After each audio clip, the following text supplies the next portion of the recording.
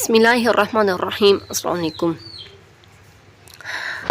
कभी कभी ऐसा होता है कि हमारा प्लांट अच्छे से ग्रो कर रहा होता है, रात तक वो बिल्कुल ठीक होता है, लेकिन जब हम सुबह जागते हैं तो वो हमारा प्लांट ख़त्म हो चुका होता है। हमें कोई समझ नहीं आ रही होती कि इसको अचानक से क्या हो गया कि रात तक तो अच्छा खासा था लेकिन सुबह बिल्कुल ख़त्म हो गया। और प्रॉपरली धूप भी उसको ठीक मिल रही होती है, ना गर्मियों में बहुत ज़्यादा मिल रही होती है, सर्दियों में फुल टाइम मिल रही होती है, और पानी भी ठीक हो मिल रहा होता है। लेकिन फिर इसको क्या मसला हो चुका है, तो उस वक्त फिर ये समझ लेना चाहिए कि जो चलता चलता अचानक से जो प्लांट ख़राब हो जाए तो उसको दीमक ने उस पर हमला कर दिया है। दीमक ने उसके नीचे से रूट्स जो हैं वो सारे काट लिए हैं, खा लिए हैं, जो कुछ भी, जिसकी वजह से हमारा चलता चलता प्लांट अचानक से ख़त्म हो गया। यहाँ पर मैंने प्लांट वो सामने जो कोना है वहाँ पर मैंने एक बहुत बड़ा गमला रखा हुआ था, एक ड्रम सा रखा हुआ था, उसके अंदर मैंने बहुत सारे प्लांट्स लगाए हुए थे। तो एक मिर्च का प्लांट था जो कि माशाल्लाह बहुत उसकी हाइट हो गई थी, और चूँकि उसको नीचे से स्पेस ज़्यादा मिल रही थी तो उसकी हाइट भी अच्छी खासी हो गई थी, और उस पर माशाल्लाह से हम जो फल था वो भी बहुत ज़्यादा था।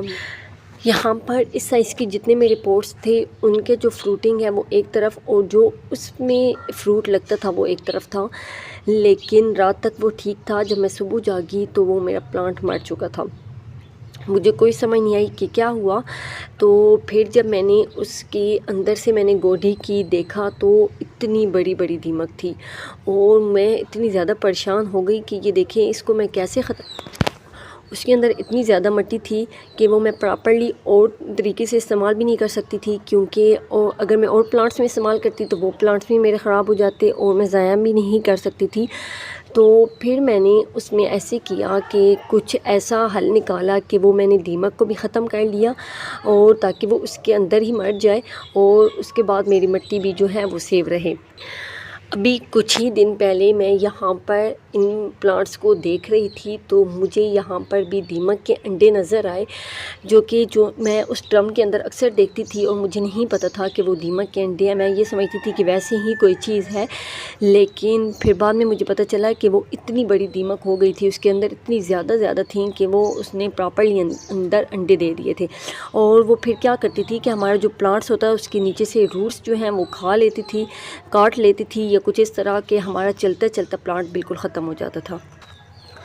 तो चूँकि इस एरिए में मेरी मिट्टी में दीमक चली जाती है, कोई ऐसी जगह होती है कि जहाँ पर दीमक होती है और वो जितनी मर्ज़ी वहाँ से ख़त्म कर ली जाए वो ख़त्म नहीं होती, फिर उसी जगह आकर दीमक लग जाती है। घर में भी अगर आप देखें तो इसी तरह होता है, मिट्टी में भी देखिए तो अक्सर उसी जगह पर दीमक लगती है, चाहे हम वहाँ पर पोट्स चेंज करके देख लें या कुछ भी, लेकिन वो अक्सर उसी जगह लगती है जहाँ पर शुरू में लगती है। तो इसको हम कैसे ख़त्म करें, तो मैंने क्या तरीका किया है, तो मैंने कहा आप लोगों से भी शेयर कर लूँ मैं, ताकि अगर आप लोगों के साथ भी ऐसा कोई मसला है आप लोगों के घर में भी, तो फिर ताकि वो ख़त्म हो जाए।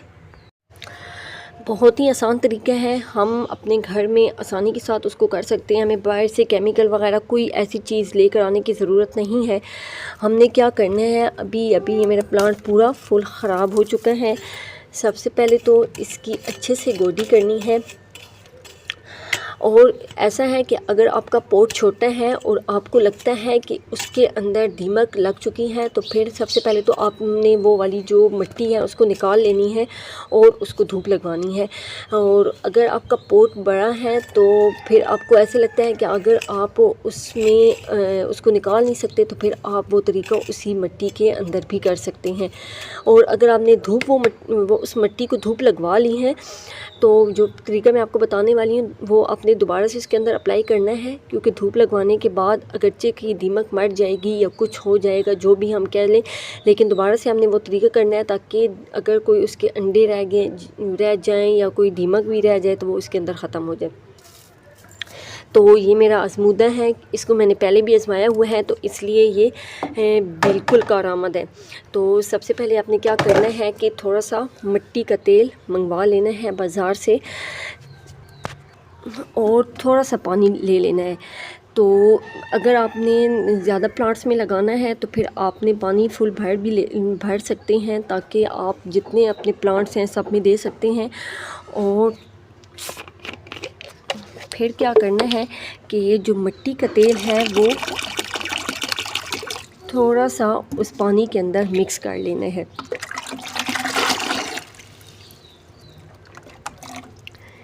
और मिक्स करने के बाद आपने वो पानी उस पॉट के अंदर डाल देना है कि जिसमें आपको लगता है कि उसमें दीमक लग चुकी है। तो इसको हफ्ते में 2 दफ़ा अप्लाई कर लें। और अगर आप चाहें तो आप इसको प्रॉपर्ली एक खाद के तौर पर भी इस्तेमाल कर सकते हैं, यानी कि आप इसको हर हफ्ते भी इस तरह करके दे सकते हैं। अगर आप इस तरह नहीं दे सकते तो जब आपको लगता है कि दीमक लग चुकी है तो आप तभी इसको दे दें। लेकिन आप अगर इसको प्रॉपर्ली अपने प्लांट्स की ज़रूरत के मुताबिक इसको देते रहेंगे या इसकी खुराक के तौर पर इसको इस्तेमाल करेंगे तो फिर ऐसा है कि आपके प्लांट्स में दीमक कभी भी नहीं लगेगी। तो ये बहुत इजीली है दीमक को रोकने के लिए। बस मिट्टी का तेल लेना है और पानी लेना है, और उस पानी के अंदर अगर आपने में एक बोतल है तो वो आधी बोतल पूरी बाल्टी में डाल देनी है और फिर आपने इसको देना है।